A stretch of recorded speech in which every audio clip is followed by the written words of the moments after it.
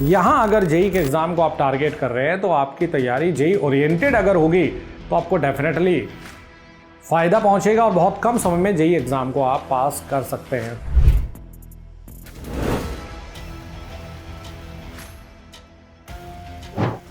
Hello student, तो ये परिवार में मैं आर.के. रमन आप सभी का स्वागत करता हूँ। आज हम एक काफ़ी महत्वपूर्ण टॉपिक पर बात करने वाले हैं और ये वीडियो आप लोग लास्ट तक ध्यान से ज़रूर सुनें और देखें कि जूनियर इंजीनियर के एग्ज़ाम को यदि आपको क्रैक करना है तो ये अकेली वीडियो आप लोगों को एक नई डायरेक्शन बिल्कुल देगी।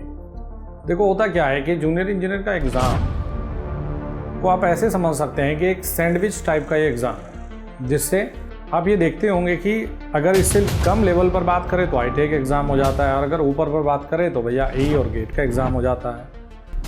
तो जेई वाले बच्चे को सबसे ज़्यादा प्रॉब्लम ये फेस करनी पड़ती है कि उसे किस लेवल की तैयारी करनी चाहिए। कई बार वो इसलिए फेल हो जाता है कि वो जूनियर इंजीनियर जितना सफिशिएंट लेवल अचीव नहीं कर पाता, और कई बार 2-3 साल देने के बाद भी वो इसलिए फेल होता रहता है कि उसने प्लानिंग गेट के हिसाब से सब कुछ कर लिया लेकिन जेई के हिसाब से नहीं पढ़ाई की। तो देखो, दोनों ही केसेस में यदि आपने लेवल को कम रखा तब भी प्रॉब्लम है, यदि आपने अननेसेसरी कंटेंट पर ज़बरदस्ती टाइम को बर्बाद कर दिया तो भी प्रॉब्लम फेस करनी पड़ेगी। इसीलिए आपके सामने कुछ ये पॉइंट मैं डिस्कस करने जा रहा हूँ कि यदि आपने एकदम टारगेट करके चलना है जूनियर इंजीनियर एग्ज़ाम को तो कम समय में इस एग्ज़ाम को कैसे आप पास कर सकते हैं।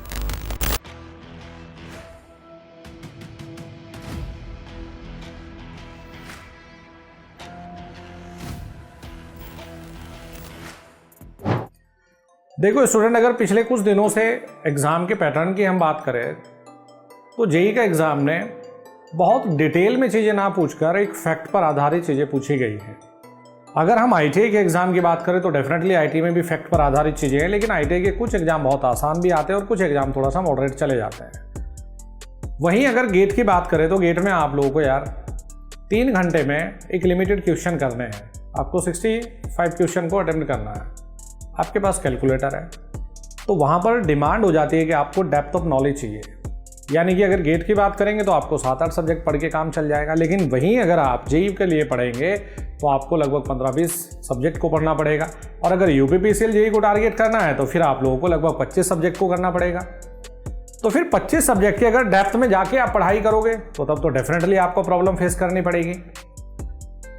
तो आप लोगों को करना ये चाहिए कि जो चीज़ें हमारी हाई लेवल के एग्ज़ाम को टारगेट करती हैं उन चीज़ों पर आधारित आपको जो फैक्ट पर आधारित चीज़ें हैं, यानी कि शॉर्ट नोट्स तैयार कर लेने चाहिए।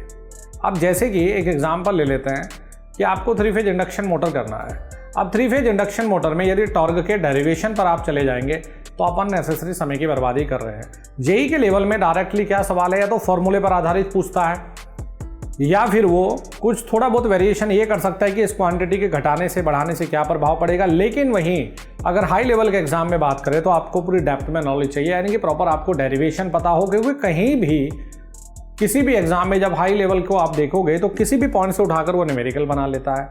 तो यदि जेई के एग्जाम को आपको पास करना है तो सबसे पहले आप लोगों ने जो भी अपने थ्योरी आप लोगों ने कंप्लीट की है उसके आधार पर छोटे छोटे शॉर्ट नोट्स हर एक टॉपिक के आपको तैयार करने चाहिए, जिनमें डेरिवेशन की बिल्कुल कोई जगह नहीं है। और डेरिवेशन से देखिए, नॉलेज बढ़ाना एक डिफरेंट थिंग है प्यारे बच्चों। ये तय आप लोगों को करना पड़ेगा कि आप नॉलेज बढ़ाने के लिए पढ़ रहे हो या फिर एग्जाम को पास करने के लिए पढ़ रहे हो। अगर नॉलेज के लिए पढ़ रहे हो तो फिर यार ये उम्र भी कम रह जाएगी, फिर तो बहुत सारी चीज़ें हैं। लेकिन यदि आपको कम समय में एग्जाम को पास करना है तो फिर एग्जाम ओरिएंटेड पढ़ना बहुत ज़रूरी है।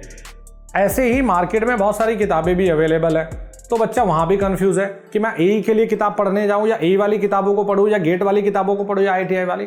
उसका भी सबसे बढ़िया सॉल्यूशन यही है कि जेई ओरिएंटेड कंटेंट को ही आप टारगेट करें। जैसे मशीन में पढ़ने के लिए बहुत सारी चीज़ें हैं, टू द पॉइंट जितनी चीज़ें भी हैं, जितने स्ट्रेट फॉरवर्ड फैक्ट हैं, उन सब को एक नोट्स में या फिर इन सब को अपना शॉर्ट में आप लिख लें और बार बार इनको रिवीजन जरूर करें, क्योंकि इतने सब्जेक्ट के अगर आप डेप्थ में जाने की बात करेंगे तो ये प्रॉब्लम हो जाएगी। जैसे पावर सिस्टम है तो आप लोगों को पावर सिस्टम की जितनी क्रीम है वो आपको लगभग 40-50 पेजेस में ढाल लेनी है। अब उन 40-50 पेजेस को आप लोग जितनी बार बार पढ़ेंगे तो आपको बेनिफिट मिल जाएगा। आपको 2-2, 3-3 पेज के डेरिवेशन पर जाने की ज़रूरत नहीं है। आपको फॉर्मूला ओरिएंटेड तैयारी करनी चाहिए और जो डायरेक्टली फैक्ट है उस पर आपको काम करना चाहिए। लेकिन अननेसेसरी ऐसी चीज़ों में आपको समय नहीं देना चाहिए। माना वोल्टेज रेगुलेशन का कोई न्यूमेरिकल आ जाए, कैलकुलेशन बहुत लंबी हो जाए, कैलकुलेशन में बहुत समय लग रहा है, तो ऐसे को प्रैक्टिस करने का भी फ़ायदा नहीं है। जेईई में जितने भी न्यूमेरिकल आपको मिलेंगे ना, वो डायरेक्ट फैक्ट पर बेस्ड है। फॉर्मूला रखे, वैल्यू रखे, आंसर आ जाएगा। तो इसीलिए ये ध्यान देने की बात है कि आपके लिए सबसे एक महत्वपूर्ण जो फाइनल टाइम पर काम आने वाला है वो आने वाला है आपका शॉर्ट नोट्स। अपने सिलेबस को उठाइए तुरंत, बेसिक इलेक्ट्रिकल के जितने शॉर्ट नोट्स पॉसिबल हैं उनको लिख लीजिए, मशीन के जितने भी हैं उनको लिख लीजिए, पावर के जितने हैं उतने उनको लिखो, पावर इलेक्ट्रॉनिक्स के लिख लीजिए। अब जैसे पावर इलेक्ट्रॉनिक्स में बात कर रहा हूँ तो आपको डेप्थ में जाने की ज़रूरत नहीं है, आपका स्ट्रेट फॉरवर्ड फैक्ट पर चीज़ें आती है वो आपको पता होनी चाहिए। यार इस चीज़ में नहीं उलझना है कि मैं प्रॉब्लम गेट की लगा रहा हूँ। यार मैंने कहा ना, गेट में एक लिमिटेड क्वेश्चन है और टाइम आपके पास में सफिशिएंट है। यहाँ अगर जेईई के एग्ज़ाम को आप टारगेट कर रहे हैं तो आपकी तैयारी जेईई ओरिएंटेड अगर होगी तो आपको डेफिनेटली फ़ायदा पहुँचेगा और बहुत कम समय में जेईई एग्ज़ाम को आप पास कर सकते हैं। तो शॉर्ट नोट्स पर अभी से काम करने लग जाइए और शॉर्ट नोट्स को थोड़ा एक सिस्टमैटिक वे में बनाकर चले, डेरिवेशन से दूर रखें। अब बहुत सारे बच्चों के दिमाग में ये चीज़ आ जाती है कि शॉर्ट नोट्स में हम क्या क्या चीज़ें ऐड ऑन करें। देखो, शॉर्ट नोट्स उनको अच्छा माना जाएगा बच्चों, जो चीज़ें आपको नॉर्मली याद रह जाती है ना। नॉर्मली आपने बिना तैयारी के भी कुछ ऐसे पॉइंट होंगे आपके दिमाग में जो आपको हमेशा याद रहते हैं, तो ऐसी चीज़ों को शॉर्ट नोट्स में जगह देने की ज़रूरत नहीं है। जिन चीज़ों में आपको कोई कन्फ्यूज़न हो, भूल जाते हो, इन चीज़ों को आपको शॉर्ट नोट्स में जगह देनी ज़रूरी है। तो जूनियर इंजीनियर को समर्पित ईएडी ऑनलाइन क्लासेस के साथ में आप जुड़े रहें। ऐसी ही जितनी भी महत्वपूर्ण जानकारी है वो आप लोगों तक शेयर करते रहेंगे। बोलो बाबा केदारनाथ की जय। Thank you.